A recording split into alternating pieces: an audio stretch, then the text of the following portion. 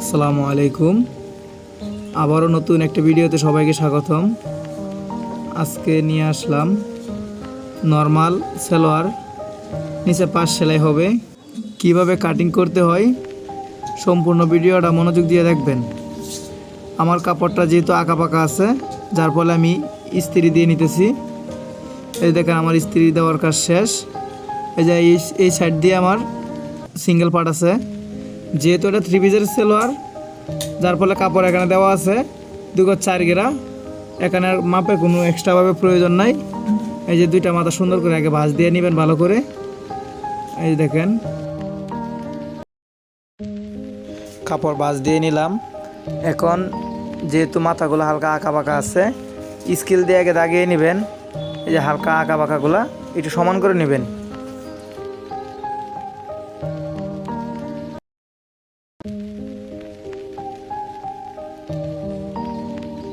সালোয়ারের লম্বা হচ্ছে 40, বড় সালোয়ার, যার ফলে উপরে বেল্টের জন্য 7 ইঞ্চি কাপড় বাদ দিয়ে নেবেন। যেহেতু আপনারা নতুন, এখানে 7 ইঞ্চি নিয়ে নিলাম। যেহেতু আপনারা নতুন, যার ফলে একটা স্কেল দিয়ে দিবেন। বেল্টের মধ্যে কুচি দিলে 1/2 ইঞ্চি কাপড় কুচিতে কমে যাবে, যার ফলে এদিক দিয়ে দাগ দিয়ে 1/2 ইঞ্চি কাপড় মাইনাস করে ওই দেখেন এখন 7 ইঞ্চি কাপড় আমি দাগ বরাবর ধরে, ওই যে দেখেন নিচের দিকে দেখেন আমার লম্বা হচ্ছে 40, এই 40 দাগিয়ে নিলাম। আমার পায়ের মরি হচ্ছে 12। 40 দাগানোর পরে যে ভালো করে স্কেল দিয়ে একটা মার্জিন দিয়ে দিবেন। আমার পায়ের মরি হচ্ছে 12। এই দেখেন 6 দুগুণে 12, আর যে 12 1 ইঞ্চি অথবা 1 ইঞ্চি কাপড় সেলাইয়ের হকের জন্য এক্সট্রা নিয়ে নেবেন। এই যে আমি নিয়ে নিলাম। এখন হচ্ছে হায়ের কাজ। এই দেখেন সেম এই দাগ বরাবর থেকে 7 ইঞ্চি কাপড় উপর থেকে বাদ দিয়ে দিবেন। এই দেখেন আমি কীভাবে বাদ দিয়ে দিতেছি। এই যে 7 ইঞ্চি, ওই যে ওদিক দিয়ে 7 ইঞ্চি কাপড় ধরে ই করে দিলাম। 7 ইঞ্চি কাপড় বাদ দিয়ে আমি এখন হাইটে নিতেছি 15.5। দাগ দেওয়ার পরে স্কেল দিয়ে ভালো করে একটা দাগ দিয়ে দিবেন। দেখেন আমি স্কেল দিয়ে দাগ দিয়ে দিলাম।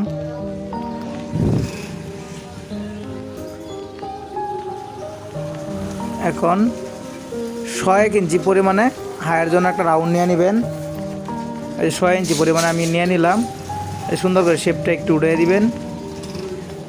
এখানে দেখেন নিচ থেকে এই যে এভাবে স্কেল ধরে সুন্দর করে রাউন্ডটা মিলিয়ে নেবেন। এই দেখেন আমি কীভাবে মিলিয়ে নিতেছি।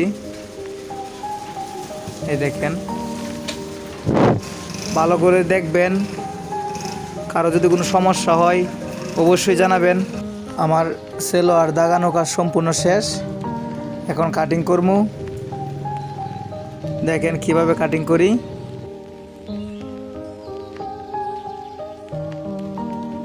যেহেতু একটু মোটা মানুষ, তাই সালোয়ারটা একটু লুজ হবে।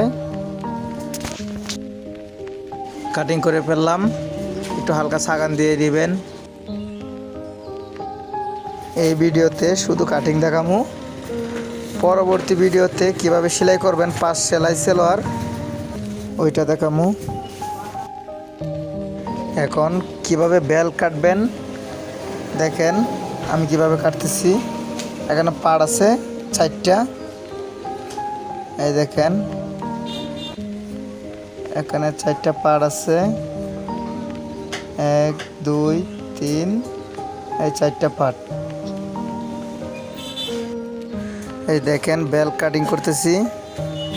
আমার বেল্টের কমর হচ্ছে 48, তাই আমি যে এখানে 12 নিয়ে নিলাম। 12 12 24, 24 দুগুণে 48।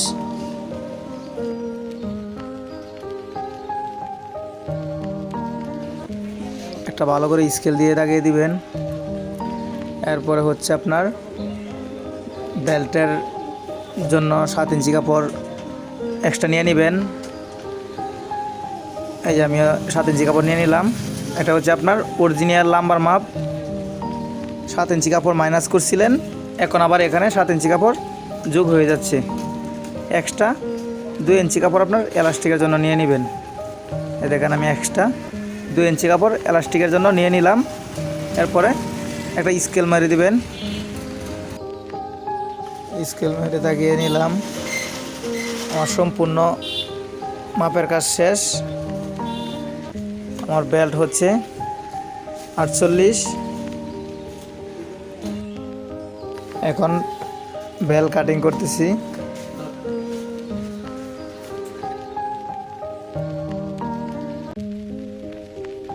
বেল কাটিং করা শেষ।